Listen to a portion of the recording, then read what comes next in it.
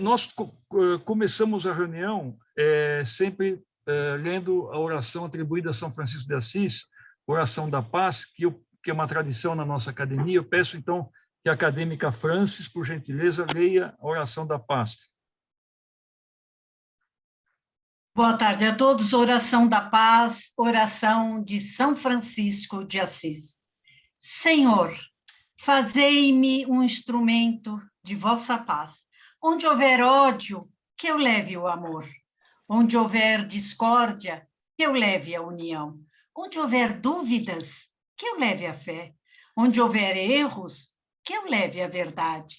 Onde houver ofensa, que eu leve o perdão. Onde houver desespero, que eu leve a esperança. Onde houver tristeza, que eu leve a alegria. Onde houver trevas, que eu leve a luz. Mestre, ó Mestre, fazei com que eu procure mais consolar que ser consolado, compreender que ser compreendido, amar que ser amado, pois é dando que se recebe, é perdoando que se é perdoado, e é morrendo que se vive para a vida eterna. Amém. Amém. Amém. Bom, nós começamos sempre com um minuto de reflexão, né? E, como todos sabemos, esse mês aqui é o mês que se comemora o advogado, o Dia do Advogado, né? E que é em 11 de agosto, né? Que foi exatamente a data em que se iniciou os cursos de advocacia no Brasil, tanto lá em Pernambuco, em Olinda, quanto aqui em São Paulo. Então, é nessa data que se comemora também o Dia do Advogado. Embora em algumas regiões do Brasil também se considera muito o Dia do Advogado como o dia 19 de maio, que é o dia de Santo Ivo, que é o patrono dos advogados. Então, como em todas as academias a presença dos advogados são muito consistentes, né? Talvez seja a profissão que maior número se encontra nas academias. Eu queria, então, dedicar essa reflexão, recordando, porque é isso que eu vou falar aqui, todos sabemos, todos já escutamos diversas vezes, mas sempre é bom escutar, porque essa frase de um discurso de Rui Barbosa, no começo do século passado, ainda é muito atual, né? Rui Barbosa, ele nasceu em Salvador, faleceu em Petrópolis. Todos sabemos que ele foi um jurista, um dos mais famosos juristas brasileiros, diplomata, escritor, filólogo, tradutor, um grande orador e também político, né? Ele defendia, na sua época, a abolição da escravatura, tinha um caráter federalista, e dentro da política ele foi deputado, foi senador e foi ministro da Fazenda. Ele se tornou notório na Holanda como delegado do Brasil na Conferência da Paz, que lá ele defendeu o princípio da igualdade entre os Estados. E de lá veio o apelido que ele recebeu, o cognome de o Águia de Haia. O querido Rui Barbosa, ele foi... Tem um microfone aberto aí. Atenção, pessoal. Eu pedi a todos que desligassem, por favor. O Rui Barbosa, além de fundador da Academia Brasileira de Letras, ele foi o segundo presidente desse sodalício brasileiro e governou esse sodalício por 11 anos. Então, eu vou recordar aqui uma frase dele, e essa frase, que é atual, inclusive, ela é para homenagear a todos que cursaram direito. De tanto ver triunfar as nulidades, de tanto ver prosperar a desonra, de tanto ver crescer a injustiça, de tanto ver agigantar-se os poderosos nas mãos dos maus, o homem chega a desanimar da virtude, a rir-se da honra, a ter vergonha de ser honesto. Então, obrigado, Márcia. Mas, então, com essas palavras, eu faço uma homenagem a todos os advogados, tanto aqueles que militam como advogados, como aqueles que são bacharéis em advocacia, como aqueles que tiveram outras carreiras, como promotores, juízes, desembargadores e assim por diante. Bem viu o Bolsonaro em Poços de Caldas. Bom, Paulo Eduardo, por gentileza, desliga o microfone. Eu queria agora, então, fazer uma breve apresentação aqui do nosso palestrante.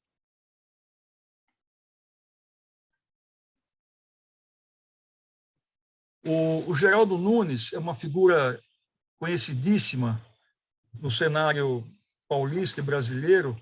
Ele é jornalista, graduou-se na Faculdade de Jornalismo da Universidade Metodista de São Paulo.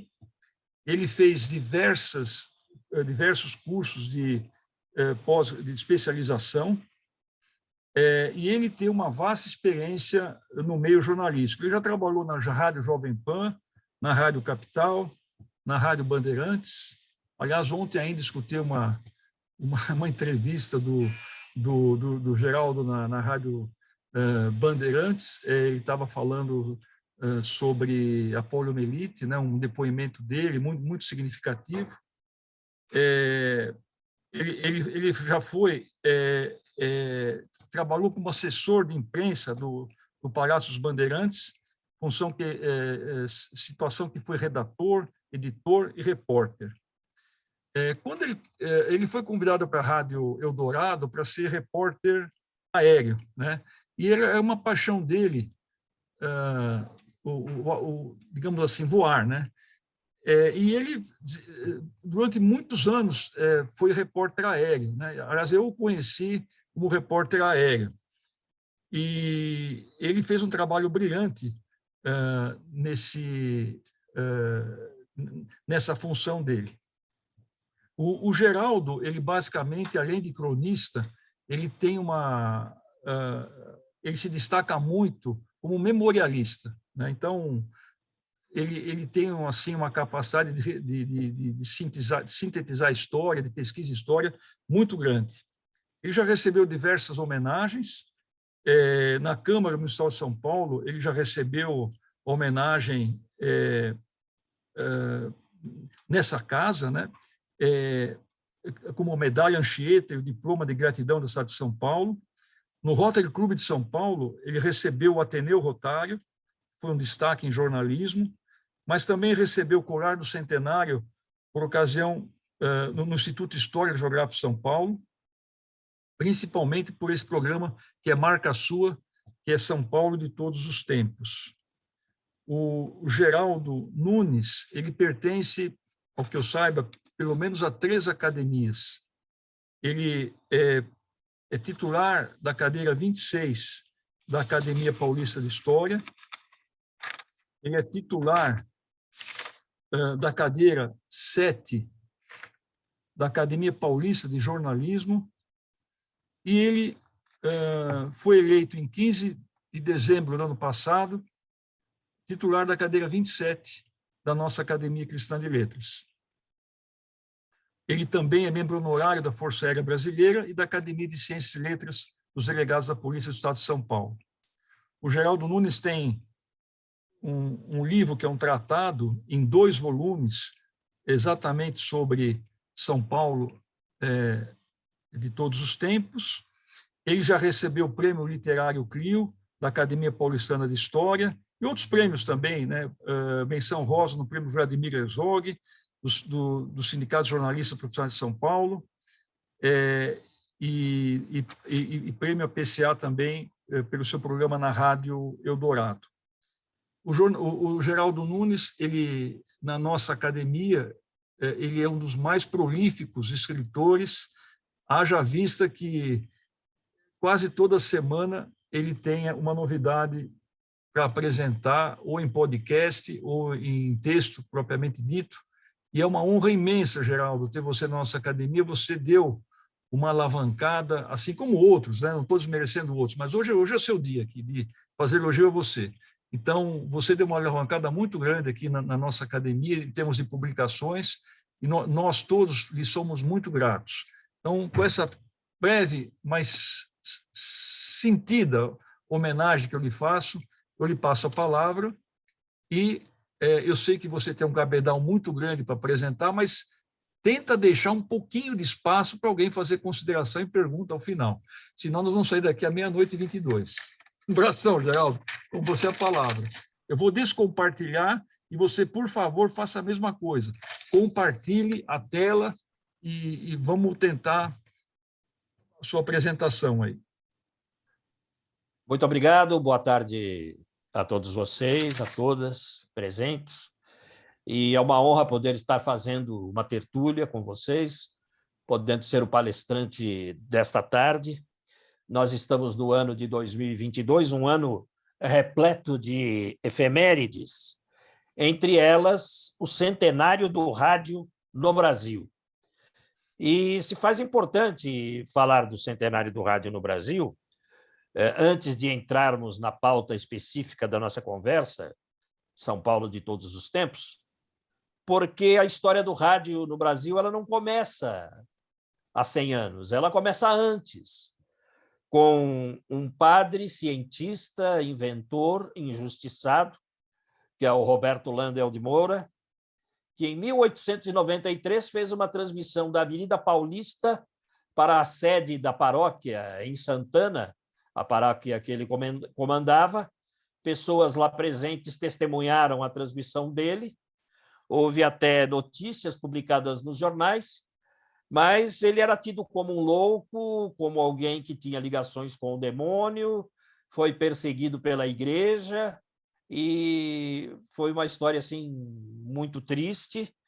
O Landel, ele estudou na Universidade Gregoriana de Roma, ele fez física, eletricidade, química e foi contemporâneo colega do Guglielmo Marconi. O Marconi é quem ficou com as honrarias do invento do rádio, embora o padre Landel de Moura tenha obtido patentes em 1894, 1897, e mesmo perseguido pela igreja, ele foi para os Estados Unidos.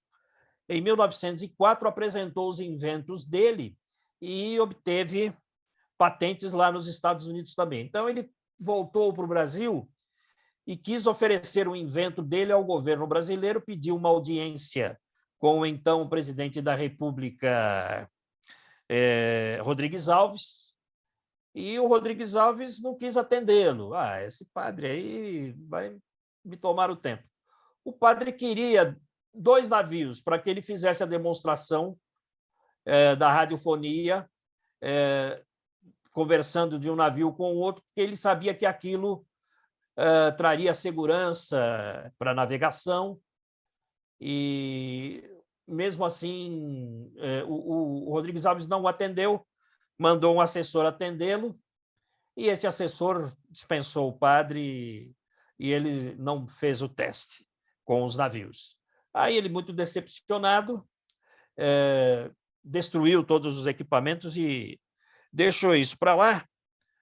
Só que o Marconi, contemporâneo do Landel, continuou com as pesquisas, utilizou algumas patentes dele, utilizou também patentes de inventores norte-americanos e acabou ficando para ele os louros do invento do rádio em 1914.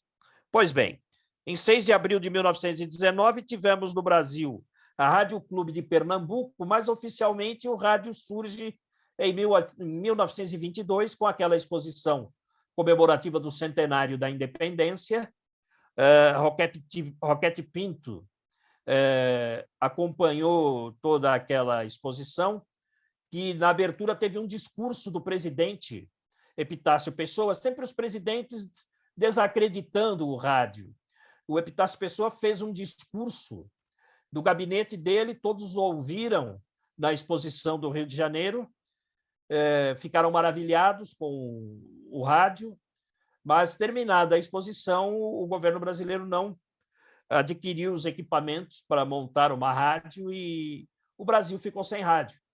E o Roquete Pinto precisou convencer, atenção, uma academia, a Academia Brasileira de Ciências, lá do Rio de Janeiro, e os acadêmicos de ciências acabaram trazendo dos Estados Unidos o equipamento da Westinghouse e montaram assim a Rádio Sociedade do Rio de Janeiro, a primeira emissora brasileira, em 20 de abril de 1923. São Paulo não ficou atrás. Em 30 de novembro de 23, criou a Rádio Sociedade Educadora Paulista. Os fundadores, Frederico Vergueiro Steidel, o conde Silvio Penteado e o conde Francisco Matarazzo, os 3 proprietários da Rádio Sociedade Educadora Paulista, que primeiro iniciou suas operações no Palácio das Indústrias e depois se transferiu para a Rua Cincinato Braga, onde um locutor dessa rádio eu tive a honra de conhecer, falarei dele mais adiante, que é o Nicolau Tuma, que é o meu antecessor na Academia Paulista de Jornalismo. Ele ocupava a cadeira número 7 e eu sou o sucessor dele nessa cadeira. Pois bem, de lá para cá o rádio evoluiu, vocês já sabem muito também sobre o rádio, aquele rádio do passado, dos programas de auditório, da época do Repórter Esso, mas surge em 1950 a televisão. A televisão deu um duro golpe no rádio, porque tudo aquilo que o rádio fazia passou para a televisão. Então, o rádio teve que se reinventar, buscar novas linguagens, e entre essas novas linguagens foi o dinamismo do jornalismo no rádio. Os repórteres transmitindo ao vivo e assim por diante. E aí vamos começar a nossa história do São Paulo de todos os tempos. Entre as emissoras de rádio, o Hélio já apresentou aí o meu currículo, eu trabalhei em várias emissoras, então eu já vou para o final, eu vou para o Repórter Aéreo da Eldorado, que foi também uma tentativa assim e deu certo, uma tentativa de se diversificar a linguagem do rádio. E aí eles me chamaram na Eldorado, porque eles já ouviam as minhas conversas. O Hélio bem lembrou aí, né? Que se me deixarem, eu vou falando até amanhã. E eles diziam que eu animava velório, viu, Hélio? Olha, se precisar de alguém para animar um velório, eu chamo o Geraldo, que ele fica conversando com todo mundo lá, vai entrevistar todo mundo durante o velório, coisa e tal. O Eldorado me chamou por causa disso. Olha, você faça do helicóptero como se você estivesse conversando pelo telefone com um amigo. Ainda não havia telefone celular. Converse com seu ouvinte como se ele fosse seu amigo. Olha, eu estou sobrevoando aqui a Avenida Rebouças, estou olhando, o trânsito está parado nos dois sentidos. Só que aqui de cima eu consigo ver também a Cardeal Arco Verde. Ela está descendo maravilhosamente bem para Pinheiros. Então, se você está na Paulista, não pegue a Rebouças, entre na Doutor Arnaldo, siga pela Cardeal Arco Verde, você vai chegar em Pinheiros com muito mais tranquilidade. Era isso que eles me pediam. Uma conversa descontraída com os meus amigos ouvintes pelo rádio. E aí eu tenho esse costume de ser memorialista. Em 1994, fizeram uma reedição do filme O Fugitivo. Era o Harrison Ford no cinema, fazendo o papel do Dr. Richard Kimball, um homem que era acusado de ter matado uma mulher, mas, na verdade, ele não matou a esposa dele, quem matou foi um homem de um braço só. E, ao mesmo tempo que ele fugia da polícia, que o acusava, ele procurava esse homem de um braço só. Foi uma série de televisão dos anos 60 que fez muito sucesso, e eles fizeram uma edição cinematográfica que eu fiquei contando para a garotada da redação essa história do fugitivo. O diretor de jornalismo, Marcelo Parada, me ouviu contando essa história e falou assim: você não quer apresentar um programa de memórias aqui na Eldorado?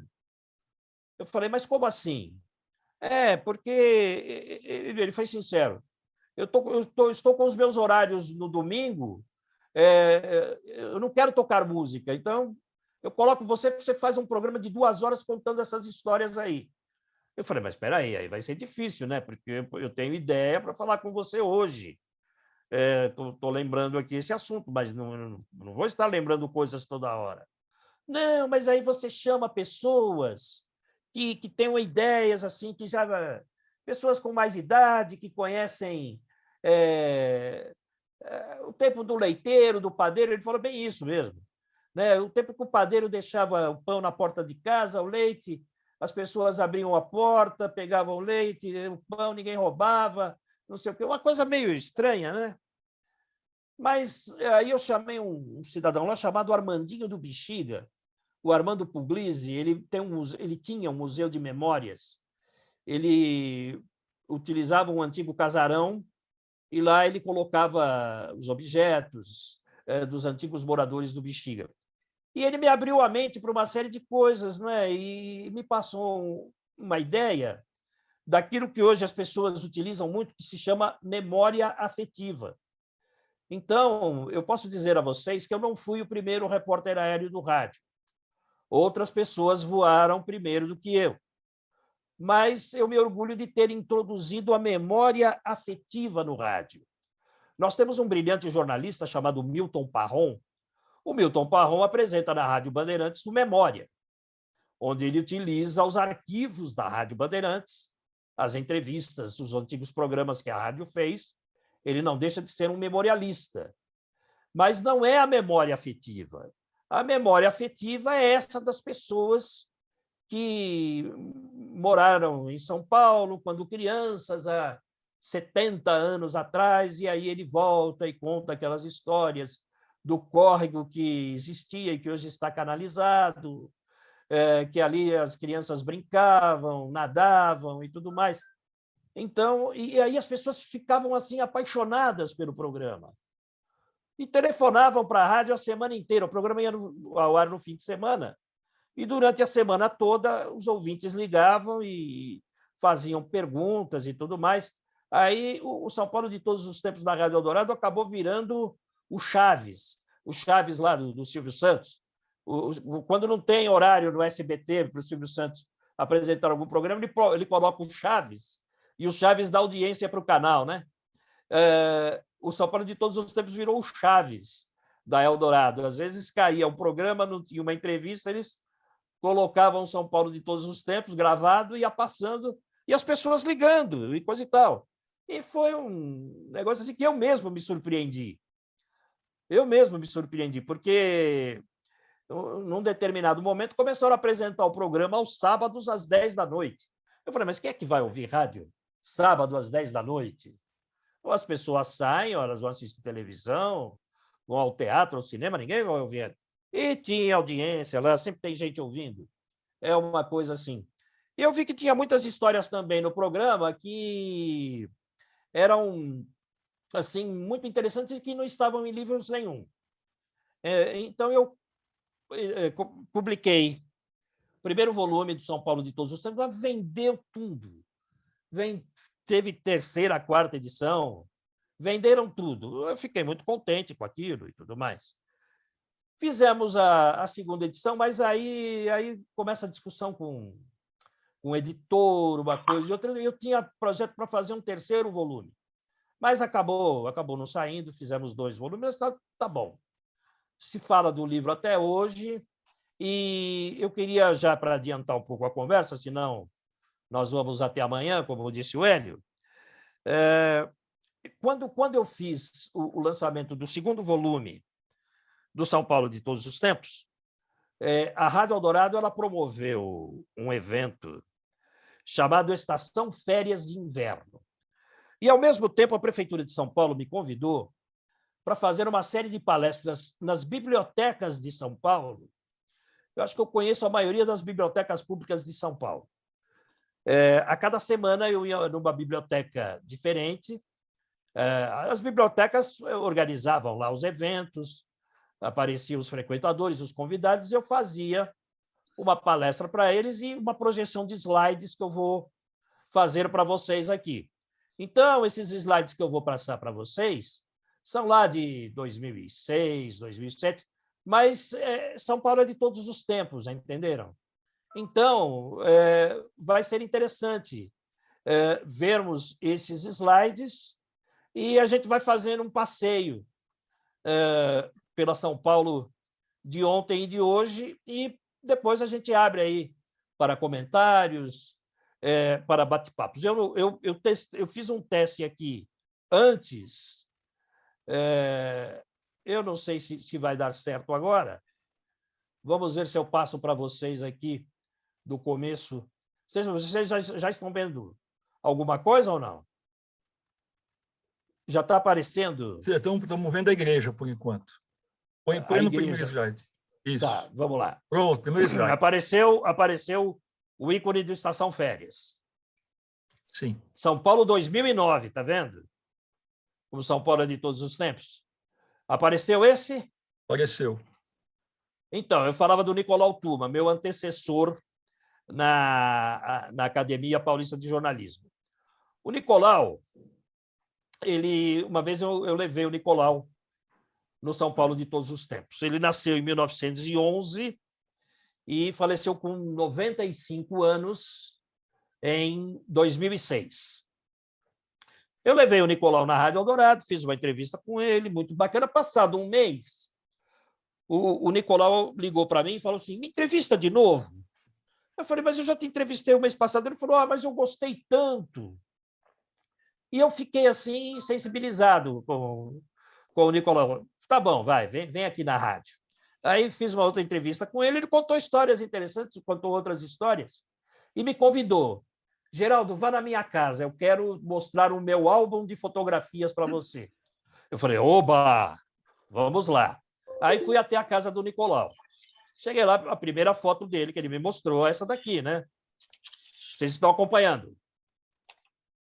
Acompanhando, Geraldo, pode ir. Tá bom, então, tá ele aí, mocinho. Aqui já está o Nicolau. Aqui já está o Nicolau idoso, na Avenida Paulista. Vocês conhecem a esquina da Paulista com a Bela Sintra. De um lado tem aquela igreja do Colégio São Luís. Do outro lado da Bela Sintra, no cruzamento com a Paulista, tem um edifício. O Nicolau residia no último andar desse edifício. Então, do alto do prédio, se tinha uma visão panorâmica da Avenida Paulista. Eu fiquei maravilhado. Eu falei, olha, Nicolau, se você me deixar ficar aqui no seu apartamento, eu não preciso nem do helicóptero. Eu falo da Avenida Paulista aqui o tempo todo, fazendo as narrações do trânsito e tudo mais, né? Brinquei com ele e ele gostou. Aí foi buscar o álbum de fotografias dele. Aí ele me apresentou essa foto aqui. O que é isso? A gente não... talvez eu não consiga especificar direito, mas aqui no alto da foto, em cima, dá para ver que ele estava no estádio de futebol. Era o Parque Antártica, da Sociedade Esportiva Palmeiras. Esse moço aqui, de camisa listrada, é um jogador da seleção paulista, porque havia o Campeonato Brasileiro de Seleções. Esse senhor aqui de cap e cigarro na boca, olha só o jeitão dele. É um policial. Quando eu lancei o livro, essa foto saiu no livro, uma senhora chegou para mim e falou, esse policial aí é o meu pai. Fiquei feliz, né? Oxa, olha só como é que o mundo é pequeno. E o Nicolau Tuma está sentado aqui, ele ia transmitir o jogo. Vocês percebem aqueles telefones antigos aqui, o técnico de som ao lado dele, e ele estava aqui com uma súmula do jogo, deveria ser a escalação dos jogadores, só que nesse tempo não havia número na camisa dos jogadores, então ele tinha que decorar o tipo físico do jogador para saber quem era, para ele falar o nome para os ouvintes. Dava um trabalho danado. Então, ele fazia umas anotações das características físicas de cada jogador dos dois lados para ele poder fazer a narração. Dava um trabalho tremendo, mas ele fez. E o Nicolau Tuma, depois que ele era chamado de speaker metralhadora, porque o locutor antigamente era chamado de speaker. Então, o speaker metralhadora transferiu-se para a política e se tornou diretor do trânsito de São Paulo.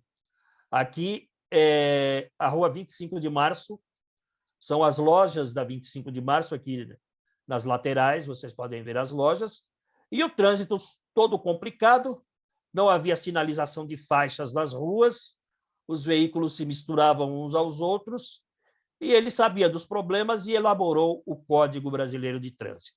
Isso tudo do álbum de fotografias do Nicolau Tuma. Essa maravilha de foto aqui, vocês nem imaginam que lugar é esse. É a Avenida Brasil, em 1936. Houve uma corrida de carros em São Paulo. Era tipo da Fórmula 1 da época, viu? Não havia ainda o Campeonato Mundial de Fórmula 1, não existia esse nome, Fórmula 1, mas eram os veículos mais avançados daquela época, e havia uma corredora, uma piloto, uma mulher, chamada Helenice. Foi a melhor mulher piloto que eu já ouvi falar. Ela disputava uma das posições, vocês percebem que há 2 carros aqui, e ela perdeu o controle do veículo, bateu, atropelou pessoas e foi lançada para fora do carro, caiu em cima de um policial e ela escapou, mas o policial morreu. Isso foi um comentário enorme na cidade de São Paulo, e por causa desse acidente que envolveu a Helenice, houve, por decisão, se criar o Autódromo de Interlagos. Aqui, um jornal da época, São Paulo, 12 de julho de 1936, e aqui os grandes ases do automobilismo, o Pintacuda, o Marinoni e o Tefé. Aqui os 3 nomes. Primeiro Grande Prêmio Cidade de São Paulo. Olha só que coisas maravilhosas. E o texto diz, foram várias versões que tiveram, em razão do acidente com a corredora francesa Helenice, aqui está o nome dela. Várias foram as versões, houve a morte do policial, deixou inúmeras pessoas feridas. Está aqui, então, e o Carlo Pintacuda foi quem venceu, viu? Aqui o trajeto da corrida, a Avenida 9 de Julho ainda não existia, mas a Avenida Brasil, sim, que é onde estão aqui, ó, arquibancadas e assim por diante. Tá? Aqui é um estúdio da Rádio Eldorado. Esse aqui é um locutor muito famoso, que aparece no cantinho aí da parede, o Ávila Barroso. Ele foi a voz padrão da Rádio Eldorado durante muitos anos. À direita temos aqueles gravadores de fita bem antigos. Aqui o símbolo da Rádio Eldorado, a atriz do cinema mudo, Teda Bara. Eu sempre achei muito engraçado como é que uma atriz do cinema mudo pode ser símbolo de uma rádio que fala 24 horas por dia. Mas, enfim. Essa foto aqui é uma cena da cidade que só se percebe do helicóptero. Até hoje é assim, viu? Essa foto é lá do início dos anos 2000, mas aqui nós temos a pista da Marginal do Pinheiros, no sentido de Interlagos. Do lado esquerdo é o Rio Pinheiros, que é, na verdade, um rio que corre para trás, e do lado direito, a raia olímpica da USP. Fizeram mais recentemente ali um muro transparente, que começou a matar os passarinhos, e eles vão retirar esse muro, porque também a trepidação passou a quebrar os vidros, mas é algo muito interessante. Aqui, o helicóptero com o qual eu sobrevoei a cidade muitas vezes, a foto batida de um outro helicóptero, né? É o prefixo Papatango Yankee Eco Charlie. E aqui o repórter, cara de meio assustado, né? Mas é isso. E aí, dentro, como eu visitava as bibliotecas, e eu colocava também os bairros, né, retratados nos meus livros. Então, agora nós vamos fazer um passeio pelos bairros. Vila Mariana, aqui onde hoje existe a Cinemateca, que foi reaberta recentemente, havia um matadouro. Essas carroças são todas elas caminhões açougue, vamos dizer assim, que a gente vê hoje. a carne do matador era transportada nessas carroças para serem vendidas depois nos açougues. Então, é uma foto bem interessante, né? Eu tenho aqui também uma foto, aqui é de 32, na Praça da Sé, e isso aqui é a parte de dentro de um bonde, né? Daqueles antigos bondes de São Paulo. Todos me acompanham? Tá indo tudo bem com vocês? Todo mundo assistindo? Muito bem, Geraldo, muito bem. Então, tá bom, vamos prosseguir. Estou mostrando para vocês, deixa eu ver se eu consigo diminuir um pouquinho o tamanho da casa. Bom, essa residência, toda ela no estilo Art Nouveau, a nossa querida Maria Cecília Naclério Homem entende bastante disso, é uma casa em estilo Art Nouveau. Essa casa ficava na Avenida Paulista, dentro do terreno onde hoje se encontra o Conjunto Nacional, a casa de Horácio Sabino, e ela foi projetada pelo Vitor Dubugrat. E eu entrevistei a neta do do Horácio Sabino, a neta do Horácio Sabino, a Colibri, e ela me contou histórias muito interessantes, porque ela morou nessa casa, e quando ela entrava no Conjunto Nacional, ela lembrava das dependências da casa. Então, as escadarias que levavam para o Cine Astor, ela falava que era o sótão, era a casa do... Ela sabia onde ficava a residência do caseiro e onde ficava o sótão. O sótão ficava nas escadarias do Cine Astor. Aqui está o Conjunto Nacional, uma bela obra, né? De arquitetura também. É um prédio, ele tem formato de um L. A gente, às vezes, não percebe isso estando na Avenida Paulista, mas aqui está a foto. Essa lateral aqui é aquela que vai para os jardins, né? Essa propaganda do Itaú aqui. Aqui, essa parte de baixo é a calçada da Avenida Paulista e o alto está o prédio do Conjunto Nacional. Aqui está a menina que morou na casa do Horácio Sabino. Ela tinha um apelido que ela gostava de ser chamada pelo apelido, Colibri. Aqui está a menina e aqui está a Colibri quando eu entrevistei. Perceberam o desenho da sobrancelha? É o mesmo. Olha aqui. É ou não é? Aqui, a união do antigo e o novo. A Casa das Rosas, na Avenida Paulista, e atrás dela um edifício supermoderno. É uma das coisas que nós defendemos aqui em São Paulo, a utilização dos terrenos sem se matar aquilo que existia antes, o convívio entre o novo e o antigo. Existe não só na Avenida Paulista, mas também ali na Nova Faria Lima. Nós temos isso. São Paulo progride muito e ela acaba destruindo coisas. É aquela música do Caetano Veloso, a força da grana que ergue e destrói coisas belas. Aqui é a antiga igreja de Pinheiros e aqui a nova sendo construída. Só que quando eles construíram a nova, eles demoliram a antiga. Imaginem o valor histórico que teria essa igreja do século XVIII, preservada até hoje em São Paulo. Aqui está o desenho da nova igreja, a que existe hoje em Pinheiros, projetada pelo Maximiliano Hell, o mesmo que projetou a Catedral da Sé e a Igreja da Consolação. Ele tem o costume de fazer esse círculo, que parece uma laranja descascada, né? As igrejas dele, todas elas têm esse desenho aqui, a marca registrada do Maximiliano Hell. Em Pinheiros também houve a Revolução de 1924, quando a cidade de São Paulo foi bombardeada. Então, por isso, esse canhão na cidade de São Paulo, a Revolução de 24 foi mais violenta para a cidade de São Paulo do que a de 1932. Aqui temos a Faculdade de Medicina. Eu não poderia deixar de homenagear os meus colegas, os meus confrades médicos aqui da Academia Cristã de Letras.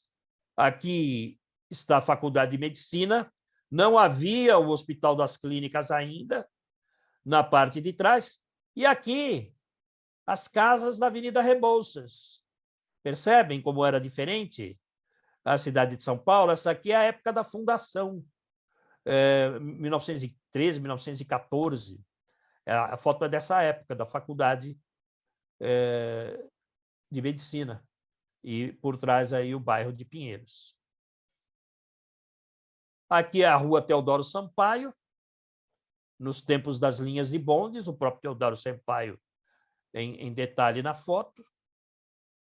De Pinheiros nós fomos para Santana. Aqui está a antiga Ponte Grande.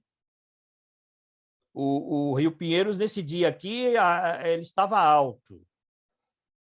Devia ter chovido nos dias anteriores, então o rio estava alto, passando quase, olha, quase na beirada da Ponte Grande aqui. Na lateral passava o trem da Cantareira, aquele trem das 11 da música do Adoniran Barbosa. Por falar nisso, aqui está a Ponte Grande e percebam, olha onde está passando o rio Tietê, olhem onde está a Ponte das Bandeiras, que temos hoje. Então, para se fazer a Ponte das Bandeiras, foi necessário mudar o curso do rio. Então, primeiro, eles fizeram a ponte e depois mudaram o curso do rio. Quando foi modificado o curso do rio, eles demoliram a Ponte Grande. Olha aqui, a Teresa de Marzo foi muito amiga do Paulo Fernando Casseb, que está comigo, por isso que eu convidei. Eu quis fazer essa surpresa para ele. O brevet da primeira mulher aviadora do Brasil. Ela nasceu no dia 6 de agosto de 1903 e tirou, em 8 de abril de 1922, o seu brevet de piloto. E depois ela residiu na Baixada Santista, foi amiga da minha mãe, a Teresa de Marzo. E a minha mãe não sabia, ela chegou para mim, olha, Geraldo, eu fiz amizade com uma mulher lá da Praia Grande, ela se chama Teresa, ela foi aviadora. Eu falei, meu Deus, é a Teresa de Marzo. Aí fui até a Baixada para conversar com a Teresa também. Pois é, ela já nos deixou, mas foi muitas histórias e foi uma pioneira na aviação. Aqui, o meu querido Campo de Marte, de tantas histórias e tradições, os aviões aqui na lateral, e um dos lugares preferidos por aqueles que amam a aviação. Para encerrar o nosso assunto sobre Santana, aqui está o trem das 11, o trem da Cantareira, uma fotografia ele passando ao lado da Ponte Grande. O bairro da Vila Prudente, aqui, Vila Prudente, foi fundado pelos irmãos Falck, Panfilho, o cavaleiro Emídio e o Bernardino. São os irmãos Falck, fundadores da Vila Prudente.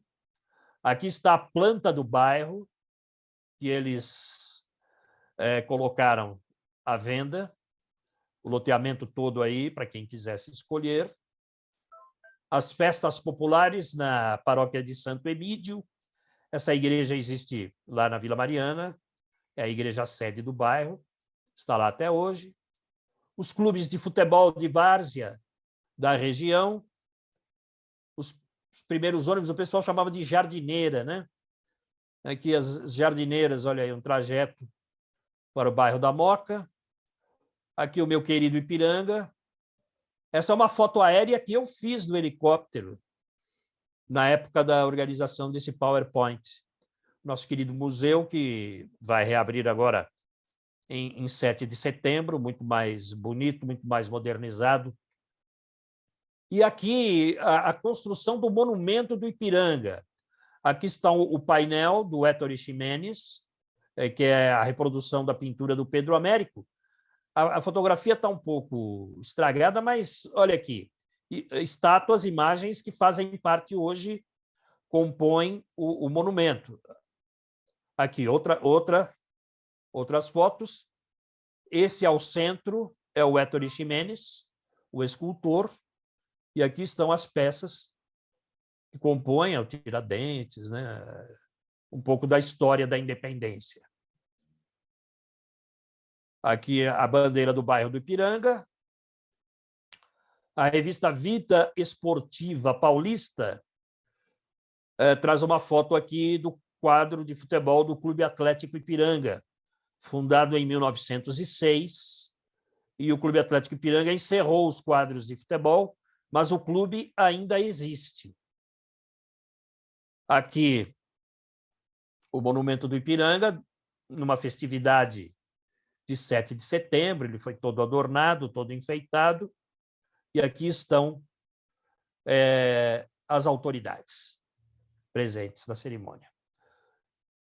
O Moinho Velho é um subdistrito do Ipiranga, é um bairro que fica entre a Rua Vergueiro e o início da Via Anchieta. E nesse bairro do Moinho Velho morou esse menininho aqui. Ele pegou paralisia infantil com 1 ano e meio de idade e ele foi dar os primeiros passinhos dele, a mãe dele ajudando, né? O meu apelido era Catito, por causa daquela música, Catito Mio. Então, aqui é uma foto do Catito nessa rua não pavimentada, que eu fiz questão de fazer uma foto dessa rua no exato lugar onde essa foto de 1960 foi tirada. A rua era assim, uma arvorezinha aqui muito pequenininha, aqui, como ficou. Tá? É aquela rua do Geraldo, do Catito. As enchentes sempre prejudicando a cidade. Aqui é uma foto do bairro do Moinho Velho, visto do alto, que eu fotografei nos meus tempos de repórter aéreo. E aqui, essa paisagem já está bem modificada. É o complexo viário Escola Mackenzie, que dá início à Via Anchieta.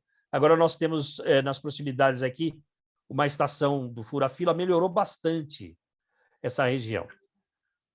Eu fiz, nesse tempo, uma parceria com... Já está terminando, viu, gente? Com um fotógrafo chamado Gilberto Calixto Rios.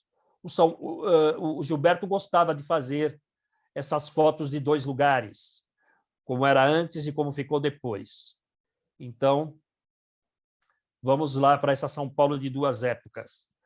Avenida São João, em 1970 e em 2007.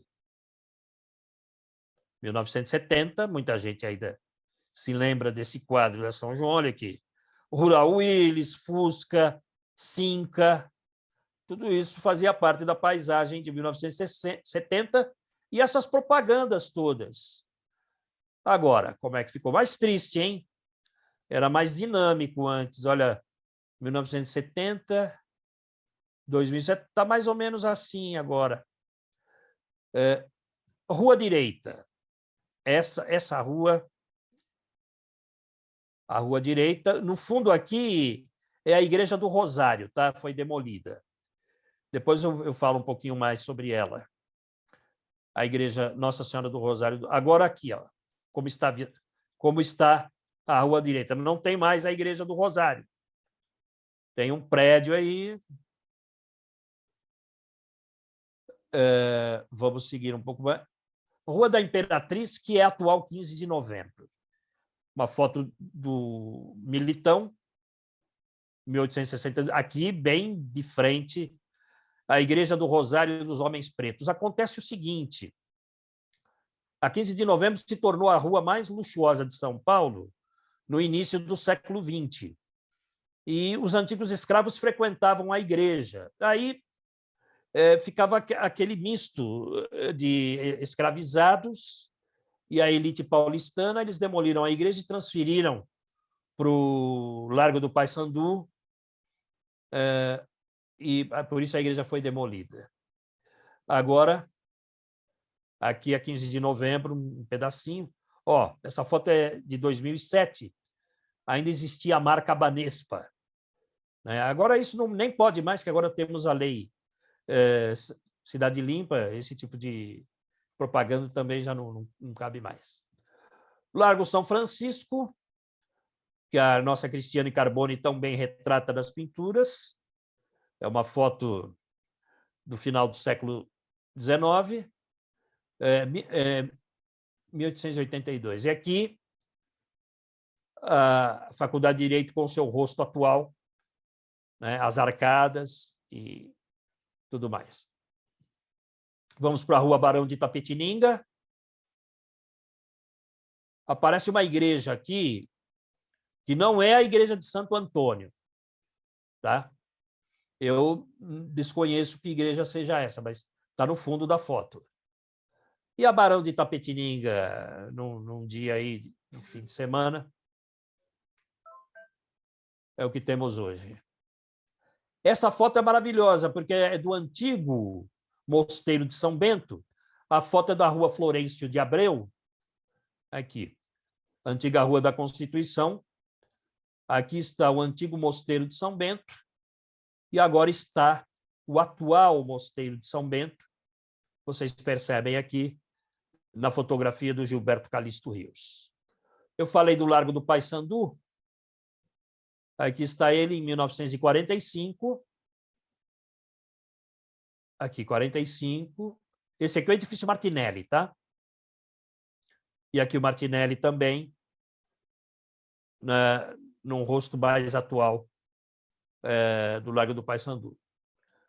Teatro Municipal e Parque do Anhangabaú. Essa foto é muito interessante, tá?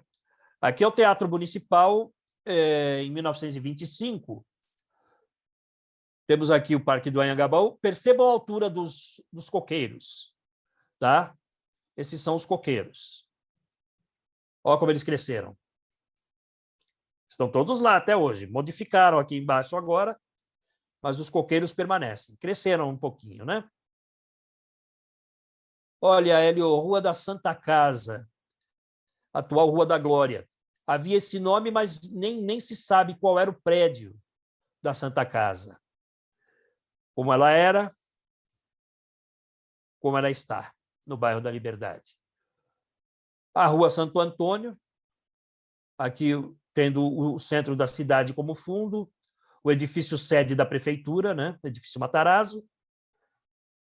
E aqui a Rua Santo Antônio, mais arborizada, né? E aqueles viadutos ali que compõem o terminal de ônibus da Praça da Bandeira. Para a gente complementar isso, porque já estamos no adiantado da hora, eu só vou mostrar para vocês aqui o Mosteiro de São Bento de frente, em 1911,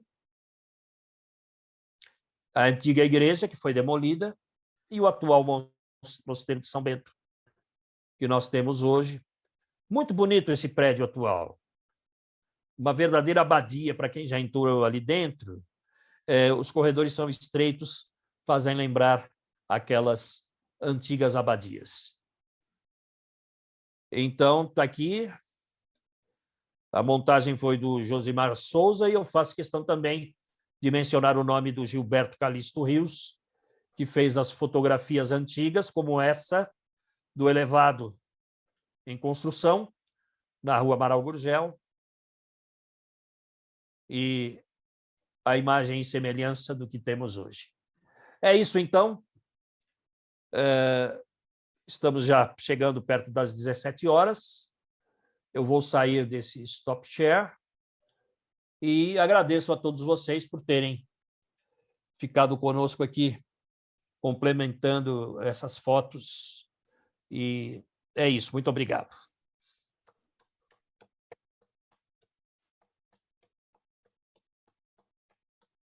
Muito bom, Geraldo. Apresentação. Belíssima apresentação, parabéns. Você deixou todo mundo vidrado aí nas suas projeções, nos seus slides, e você também tem uma voz muito cativante, que é de todos nós muito conhecida. Eu só vou coordenar, já falei bastante, eu vou dar a palavra a vocês. Então, aqueles que gostariam de se manifestar, por gentileza, façam aquele sinalzinho como a Thaís fez, ou então levanta a mão como o Gilberto. Então, vamos fazer assim, olha, pelo que eu estou vendo aqui. Vamos começar. Thaís, Gilberto, Pesa e Naveira. Depois nós voltamos novamente o repeteco. Então, Thaís, eu reitero aquele pedido meu, sejamos objetivos, por favor. Thaís, por gentileza. Boa tarde a todos. Hoje, obviamente, tem que ter poesia, nosso estimado confrade Geraldo Nunes da Silva. A esse exímio jornalista, parabéns por abordar com maestria a evolução do rádio para a televisão, a importância desse recurso tecnológico de telecomunicação utilizado para proporcionar comunicação. Parabéns pelo conhecimento ao memorialista tão notório. O senhor deixou a nossa tarde de tertúlia feliz e nem precisou alegrar nenhum velório. Continue encantando.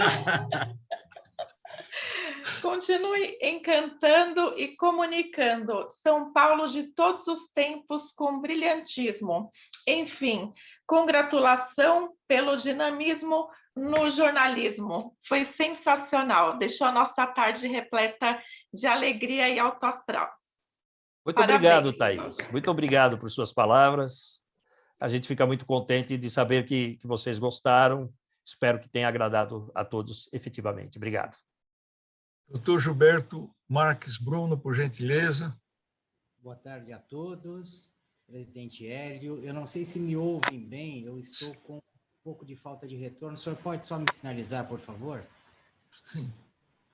Não, estamos ouvindo, Perfeito. Eu vou ser muito breve, na verdade, no sentido de parabenizar o nosso querido jornalista Geraldo. Esta memória é importante, que seja cada vez mais preservada, e perguntar-lhe e fazer um convite na linha de sequência. Em primeiro lugar, se nestes trabalhos por ele desenvolvido, nós temos alguma coisa a respeito de Santo Amaro. Esta é a pergunta.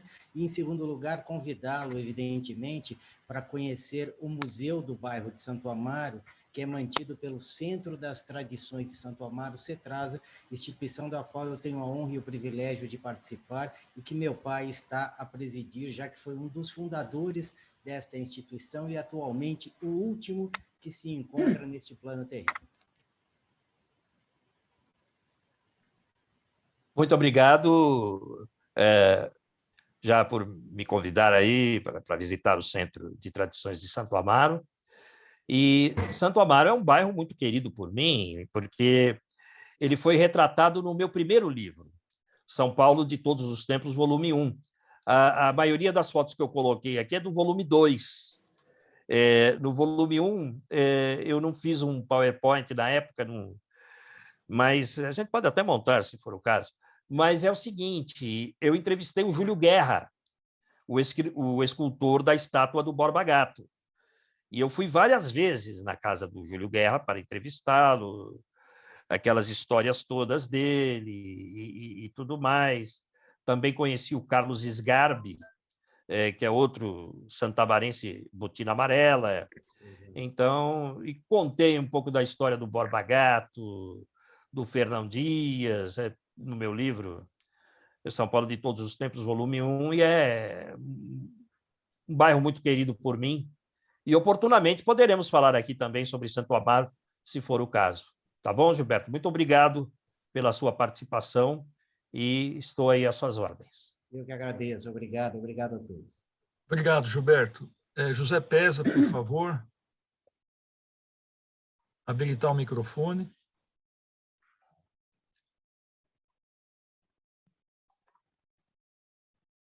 Olha, que pena que acabou a palestra. Parabéns, Geraldo. Foi uma explanação histórica riquíssima. Muito bacana. Que pena que acabou. Muito obrigado.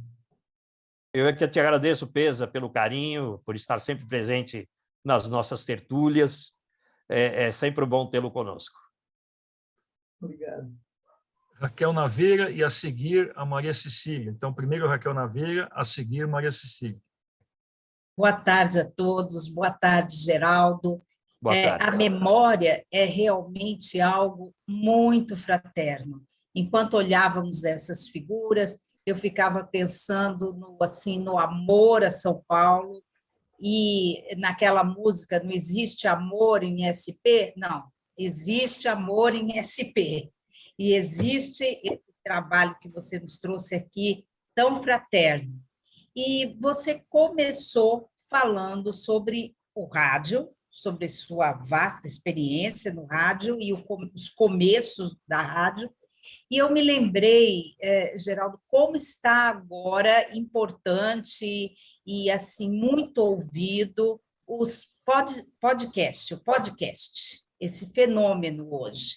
E toda vez que ouço um podcast, eu me lembro imediatamente do rádio e da minha infância em São Paulo, ouvindo rádio com meus familiares, e é alguma coisa como um retorno ao rádio, um movimento de retorno.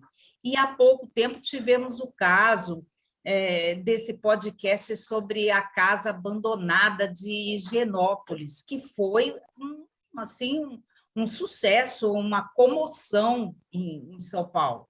Eu gostaria que você comentasse um pouco sobre isso. Acho que o podcast traz também um pouco de memória afetiva, de assuntos do cotidiano. Como que você está vendo isso? Eu vejo com muito bons olhos o podcast, porque é aquela história, o rádio, ele tem audiência rotativa.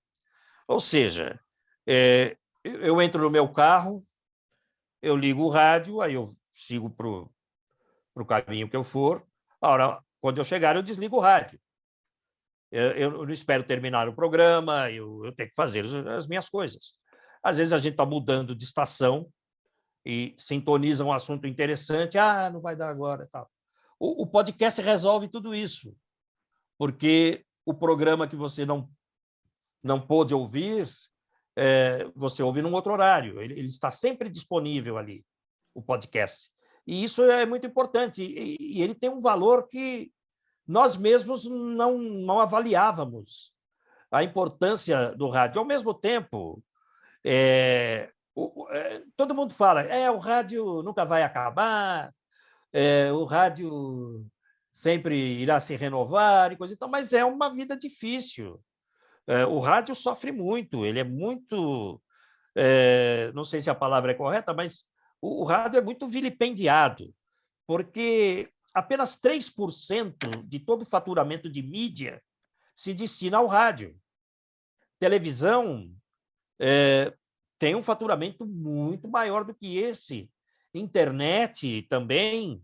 Esses portais todos de notícias, eles acabam tendo um faturamento muito maior que o rádio.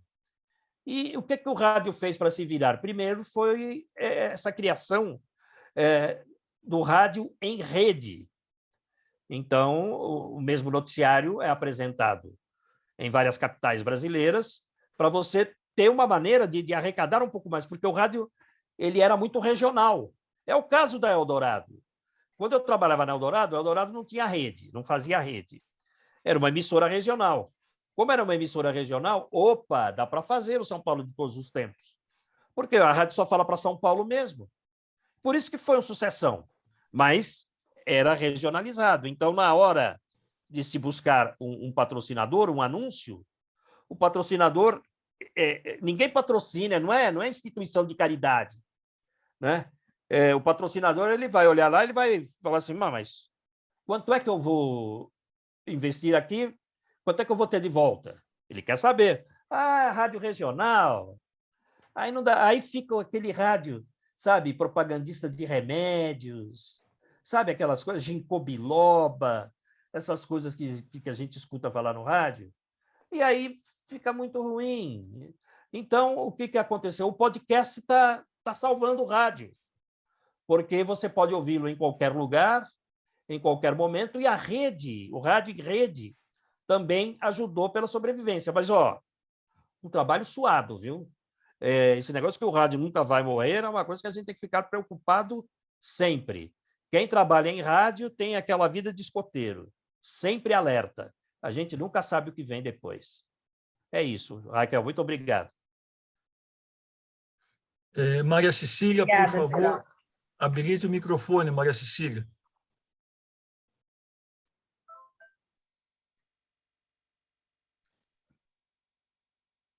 Eu não estou ouvindo. Maria Cecília, habilite o microfone. Ela habilitou. Mas deve ter algum fio solto lá, porque também não estou ouvindo. Puxa, e a Maria Cecília tem tanto a falar, porque essa questão do casarão de Higienópolis, você deve ter informações de lá, não é, Maria Cecília? Não estamos escutando, Maria Cecília. Mas que pena. Pena. Maria Cecília conhece tudo a Higienópolis. Opa! Aí voltou. Fala. Agora sim, pode falar, Maria Cecília. Vai. Tá baixo? Tá bom. Não, tá bom. Geraldo Nunes, parabéns. Eu fiquei encantada, entusiasmada com o seu trabalho, porque você é muito rico e bonito, tudo que você apresentou. Está ouvindo? Está ouvindo? Estou. Está ajudando a preservar a nossa cidade, que ela é autofágica, ela está desaparecendo bastante. Vai e volta, né? E você está conseguindo preservar, ajudando a gente. E graças a você, nós estamos revendo muita coisa bonita que está sumindo, já sumiu até. São fases da nossa cidade, né? Quando eu era garota, nós íamos tomar chá no MAP, nós íamos de saltinho, luvinha, chapéuzinho. Agora não podemos nem chegar por lá, Cracolândia está um terror. Então, era muito chique a cidade, viu? As livrarias no centro, né? Como é que chama? As antigas, e agora quase não temos mais, como é que chama? Tomamos chá? As confeitarias. As confeitarias. As confeitarias ali da Barão de Itapetininga. Leiteiria. Inclusive, o MAP também era muito chique, né? Então, tudo isso aí, infelizmente, nós não estamos mais conseguindo segurar tudo isso, né? Mas eu dou os parabéns a você e espero que a gente consiga segurar um pouco da nossa cidade, que ela não desapareça, a nossa cidade antiga, tradicional, que era muito elegante, né? Eu não vou perder o meu costume de repórter, viu, Maria Cecília? Como é que você está vendo essa questão do casarão? A Raquel até tocou no assunto, o casarão da Margarida Bonetti, uma casa que parecia abandonada e ela vive lá. Você que conheceu tantos casarões aí de Higienópolis, como é que está vendo essa situação? Não, eu dessa história dessa daí não conheço muito, não. Desse casarão? Nesse caso tem vários, né? Tem muitos ainda casarões. tem alguns, Aliás, a Margarida Bonetti, a Di Bonetti pediu para avisar que não tem parentesco com ela, apesar do sobrenome ser o mesmo. É isso aí. Eu perguntei para a Di Bonetti se era parente. Tá. Tem muita coisa ainda, né? Nós temos muita história ainda. Vale a pena conservar, preservar e escrever, né? E fotografar, né? Então, é isso aí. Meus parabéns, gostei muito. E espero que a gente renove a nossa cidade querida, que está sumindo. É verdade. Obrigado, Cecília. Muito grato. Uma nova rodada aí. Eu vi que o Juarez quer apresentar. Doutor Rui também, doutor Rui, você quer apresentar? Fala, comentar. Então, por gentileza, primeiro o doutor Rui, o Juarez em seguida, e assim por diante. Vamos lá, doutor Rui, por gentileza. Bom, primeiro, queria cumprimentar o Geraldo Nunes, que é um grande amigo e um excepcional profissional. Muito obrigado. Cumprimentar o Hélio Belliomini pelo trabalho fantástico que ele vem desenvolvendo em benefício da nossa Academia Paulista de História. E, ao mesmo tempo, dizer a vocês que eu continuo sendo membro da nossa academia, membro convidado. Eu, infelizmente, pelo excesso de atividades que assumi, e principalmente pelo comando da Academia Paulista de Letras Jurídicas, eu fui obrigado a tomar essa decisão, muito bem compreendida pelo meu amigo e excepcional presidente da nossa Academia Paulista de História, o Hélio Beliomini. Mas, nesse momento, eu quero cumprimentar o grande Geraldo Nunes, que eu conheci, estive várias vezes em alguns programas do Geraldo, e, ao mesmo tempo, ele se tornou um profissional exemplar pelo comportamento ético e pela criatividade que sempre esteve presente no Geraldo Nunes. Parabéns, Geraldo. Obrigado. Muito obrigado por tudo que você tem feito para todos nós. E obrigado, Rui, pelo carinho que você me dedica, pela atenção. Eu também participei dos seus programas, os seus programas televisivos, e isso também me valorizou muito, me deixou muito honrado. Obrigado. Doutor Rui, muito obrigado pela sua presença e pela sua intervenção também. Muito obrigado. Eu é que agradeço. Agora, por gentileza, o querido Juarez Avelar.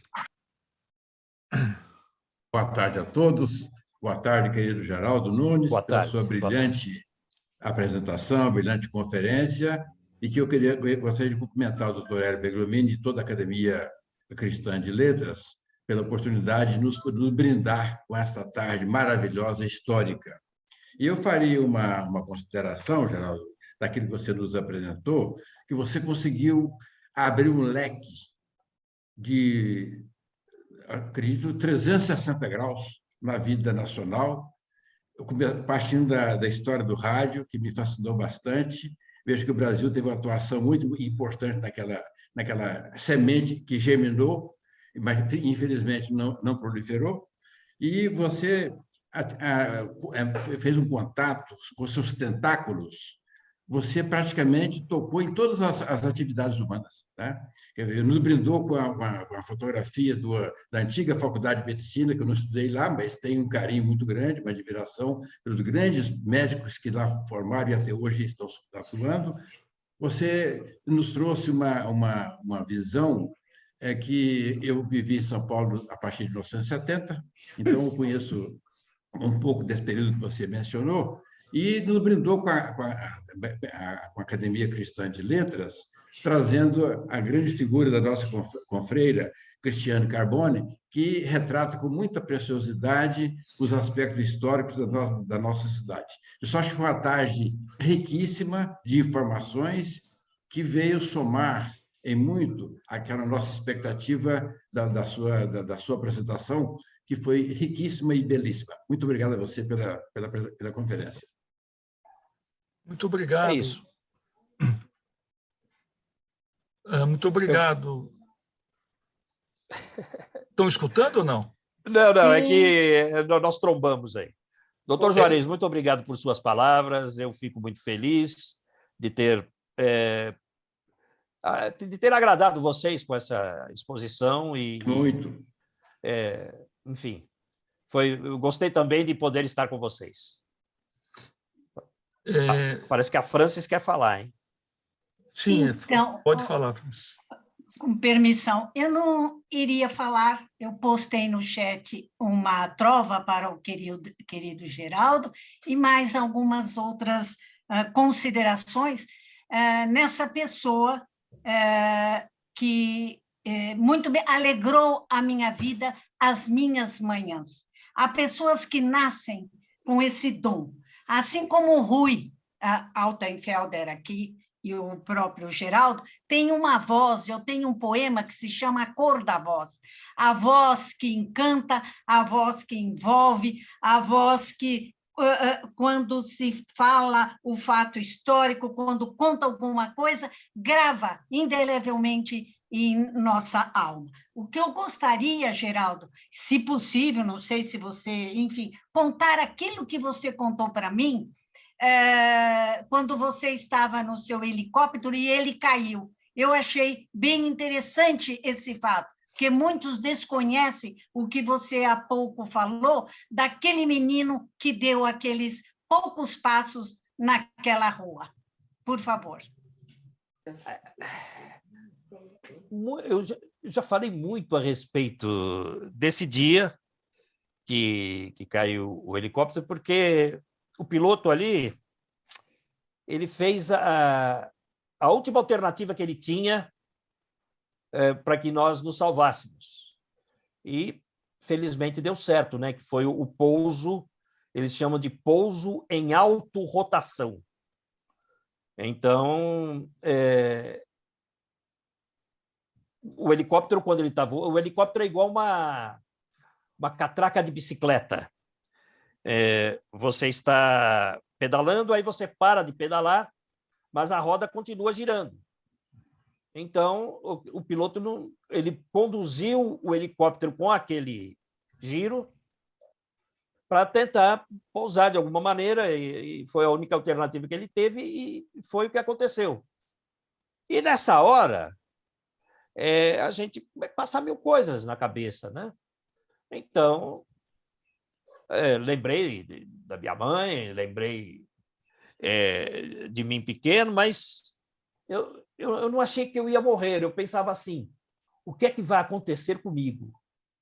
Eu achei que eu iria me machucar, sofrer fraturas e tudo mais, mas, para nossa sorte, o helicóptero ele bateu com o esqui em 2 automóveis antes de cair na pista da Marginal, e aí, quando ele bateu, ele escorregou para debaixo da ponte.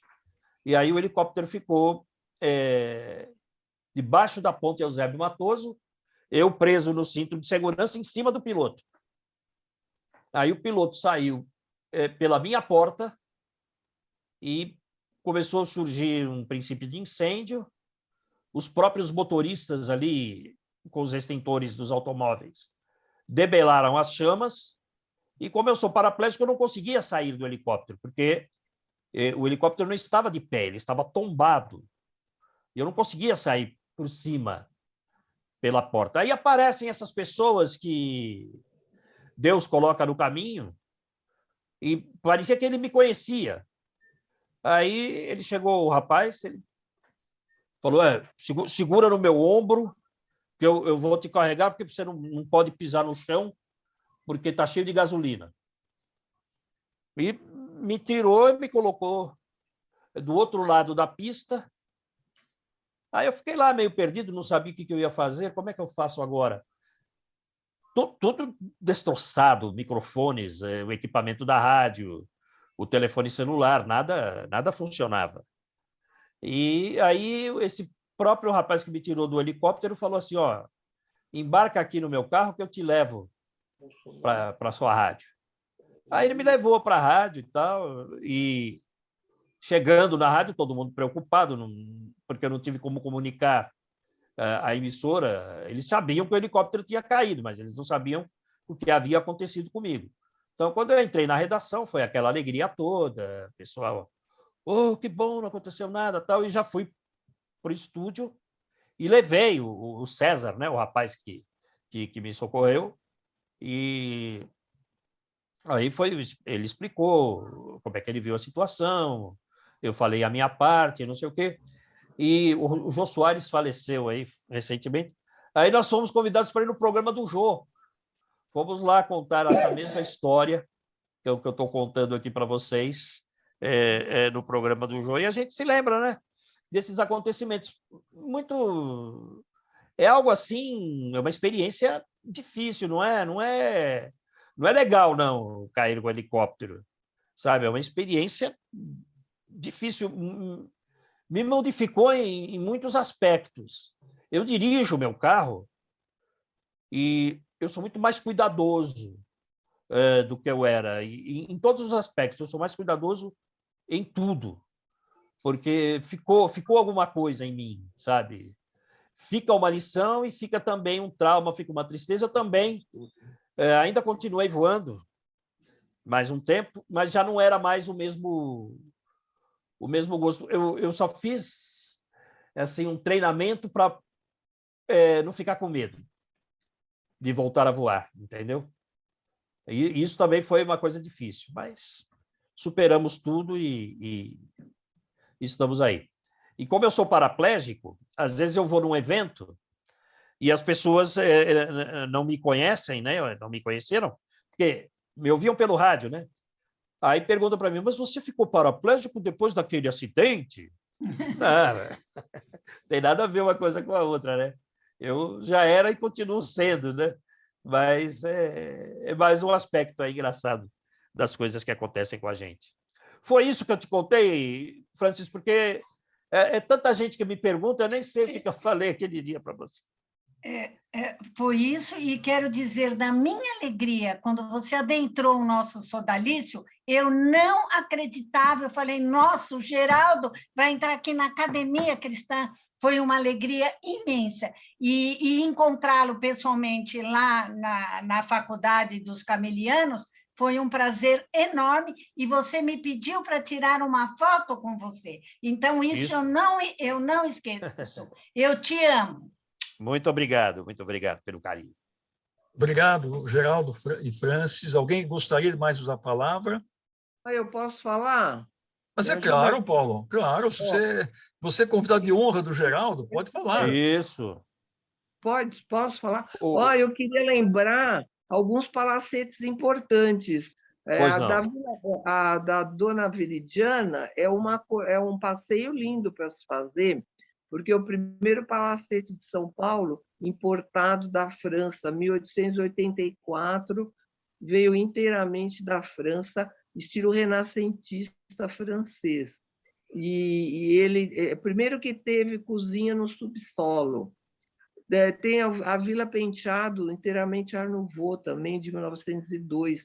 Tem muita coisa ainda para a gente visitar em São Paulo, viu? E a gente era bom mesmo, de vez em quando, a gente poder falar um pouco sobre a nossa cidade e sobre essas curiosidades que nós temos. Então, tem coisas muito bonitas ainda. O bairro de Higienópolis foi muito bonito também, muito rico, viu? Então... É isso. Você podia fazer uma palestra para nós sobre aquele seu primeiro livro. Não sei se é o seu primeiro livro. O primeiro livro que eu li, São Paulo, Palacete Paulistano. Eu tenho Martinelli também, tem outros livros, né? Os Palacetes de São Paulo. Posso fazer com o maior prazer, viu? Tem os Palacetes também. E agora eu fiz Indústria e Cozinha também. Se vocês quiserem, eu posso apresentar. Tá bom? Ô, Paulo, você precisa habilitar o seu microfone, viu? Se você quiser falar. Já está. Já está. Tá bom. Eu gostaria, doutor Hélio e senhoras e senhores dessa nobre instituição, muito obrigado por me permitirem estar nessa tarde com vocês aqui. Para mim é muito gratificante isso. Eu já conheço o Geraldo há muito tempo, e poder estar mais uma vez fazendo uma viagem no tempo, que realmente é o que o Geraldo consegue fazer conosco, não é?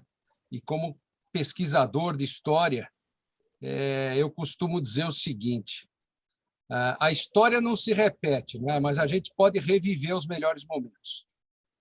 E o Geraldo consegue essa arte, não é? Então, eu agradeço a todos por me permitirem estar com os senhores e senhoras aqui. E, Geraldo, novamente, meus parabéns. Viajei no tempo hoje. Muito obrigado. Muito obrigado. Obrigado. Paulo Fernando, a honra é nossa de tê-lo aqui, assim como os demais participantes. As nossas tertúlias são abertas. Normalmente acontecem às terças-feiras de cada mês, às 16 horas, e são divulgadas no site da nossa entidade também, tá?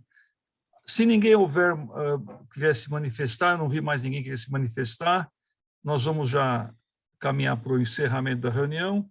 Nós já estamos com quase 1h30 de reunião, acho que é um tempo mais do que bom. Geraldo, uma vez mais, muito obrigado. Eu me identifico muito com o seu trabalho, porque eu também, daquilo que eu pouco faço, também eu gosto muito de história, de memórias, né? E aqui na nossa casa tem vários outros que gostam também, como a Maria Cecília e tantos outros aí, né? Obrigado de você ter aceitado o convite, né? Eu sei que não é fácil para aqueles que apresentam, mas para mim também não é fácil, né? Vocês, de uma certa forma, elogiaram a minha pessoa, mas eu repito aqui que a minha virtude é ser chato, né? Eu sou chato de pegar no pé, de convidar, reconvidar e reconvidar, e vocês aceitam e fazem esse momento maravilhoso que todos nos elevamos. Eu queria dar 3 recados rapidíssimos antes do final da reunião, e eu vou ser breve como um cirurgião e objetivo. O primeiro recado é o seguinte: Geraldo, daqui a pouquinho você vai estar recebendo esse mimo aqui, que é um certificado da sua apresentação hoje aqui na tertúlia. Muito grato por esse momento de enlevo que você nos proporcionou.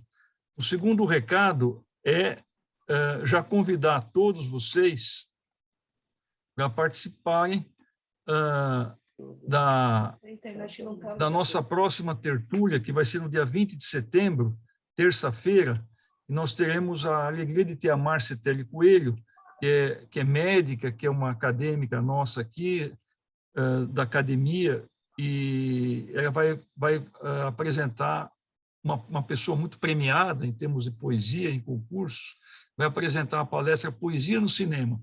E a Márcia, como eu já disse anteriormente, eu a conheço de outras plateias, e a Márcia faz umas apresentações também ricamente recheadas de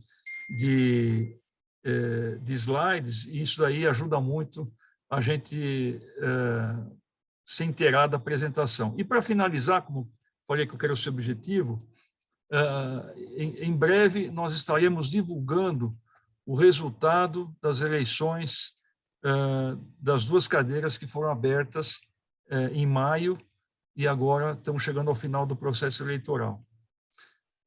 O nível dos candidatos foi simplesmente maravilhoso, excelente, de todos eles. Tivemos 9 candidatos para as 2 vagas, os 9 têm currículos exemplares, e obviamente que num concurso a maioria vai ficar de fora, né? 9 candidatos para 2 vagas, quase 80% vai ficar de fora. Então, eu quero encarecidamente dizer a vocês o seguinte: aqueles que não entrarem nesse escrutínio, por gentileza, não desanimem, continuem prestigiando as nossas reuniões. Se Deus permitir, haveremos outros concursos no próximo ano.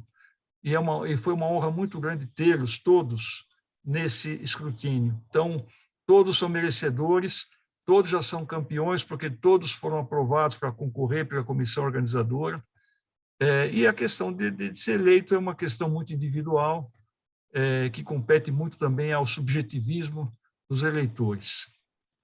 Então, com essas palavras, eu quero encerrar em 3 minutos, dei 3 recados, eu quero encerrar a nossa reunião e convidando a todos para a próxima, daqui a um mês, e que vocês todos fiquem com saúde, com paz, com Deus, e que possamos nos reunir daqui a um mês novamente, nesse ambiente super agradável, super descontraído, um ambiente de elevo, de cultura, de civilismo e assim por diante. Muito obrigado e até a próxima, pessoal.